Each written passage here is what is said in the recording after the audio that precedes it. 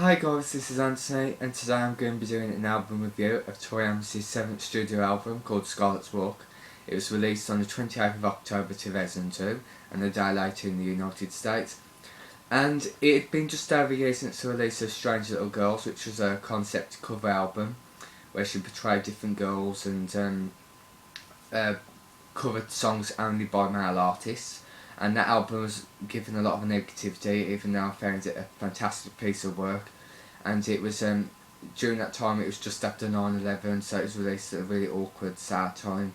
But she performed Time on David Letterman, and that sort of, it was just a beautiful performance at such a really hard time. But now, a year later, I think 9/11 sort of gave Tori Amos the idea to produce an album based on a character to recover from the 9/11. It's sort of based around just after it occurred, and it portrays the character Scarlet making her way across America, going through all sorts of pain and heartbreak, and this is what basically is a concept travelogue album, I like to call it. And there's 18 songs on there, and it was released through Epic Records, her first studio album on that label after she finished with Atlantic Records. So in a way it was sort of like a fresh new beginning, and the sound is a lot more like Little Earthquakes and Under the Pink compared to her previous 3 albums, Boys for Pele, From the Kroger Hotel and To Venus and Back. Even though Strange Little Girls has more of a simplicity sound, a lot of fans didn't think it was her work because it was covers after all. But basically, a lot of fans thought this was probably, well, a lot of fans think today this is one of her best albums. Some may think it's the best even because it's back to basics, Tori Amos, and that's what's. I'm glad she went back to this road eventually, because even though I did love her experimental work, it was natural for her to go back to something a lot more simple and just a piano and a few instruments, that's it. And it charted at number 7 in the US, which is great. It went gold, and it charted at number 26 in the UK, which is a bit of a shame. It should have charted a lot higher in my opinion. There's 3 singles off the album. A Sort of Fairy Tale was the first one. It was quite a big hit in Canada. I think it reached number 6 or something. And it had a very unusual music video. It starred Adrian Brody, and if you watch it, it's got some very unusual Tori and Adrian's figures. I don't want to give too much away if you haven't seen it, but go and check it out. But it's sort of like, it is a proper love story, a very unusual love story on the video, but it's great to watch, and it deserves a big award. And then there was a single, Taxi Ride. And then it was the last single, Don't Make Me Come to Vegas. And a lot of the songs have this very, in a way, I can hear a bit of Strange Little Girls going on this record. I can hear similar instruments going on, like the same raw 70s feel a bit. But again, it's got most of the piano in it, which is great to hear it back, especially after To Venus and Back and From the Kroger Hotel, which wasn't really there as much. And the album starts off with Amber Waves, which is just a classic Tori Amos song. It sounds like it was shoved straight off Strange Little Earthquakes and Under the Pink, which is a great classic Tori piano song. And then you have the single Sort of Tale With You. It has great beats in that. Again, check the video out. And then there's I'm not going to go through all the songs because there's just too many to choose. I'm just going through my favourite ones. Then there's a song called Wednesday, which is a very up-tempo song. It's definitely one of my favourites. It's a lot more upbeat than some of the songs on the album. And in a way, I haven't heard any Tori Amos song like this before. I think it's a great listen. And I think it's sort of a great song when you're running. I can imagine if you're walking along a field in the sunlight, I can just imagine running and listening to that song.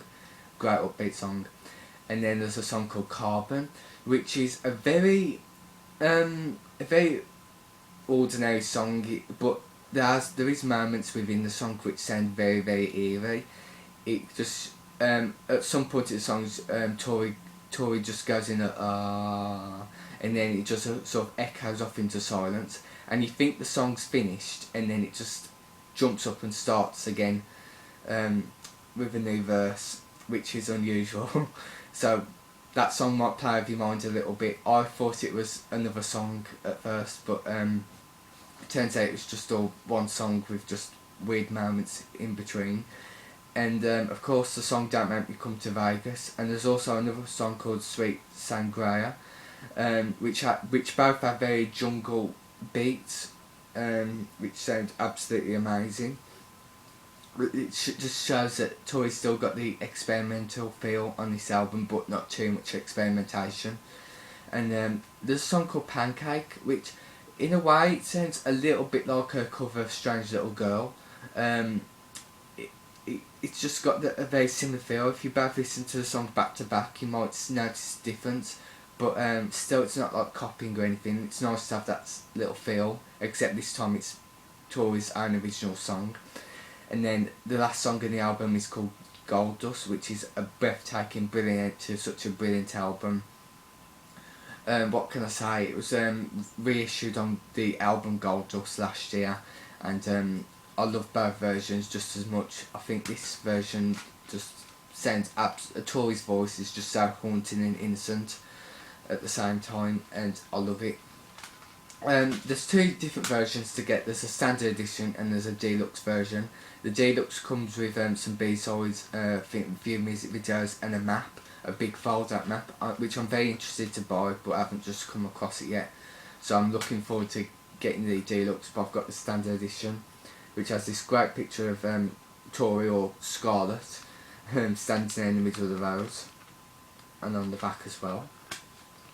And then it has a nice lovely picture disc. Some great photos of Tori.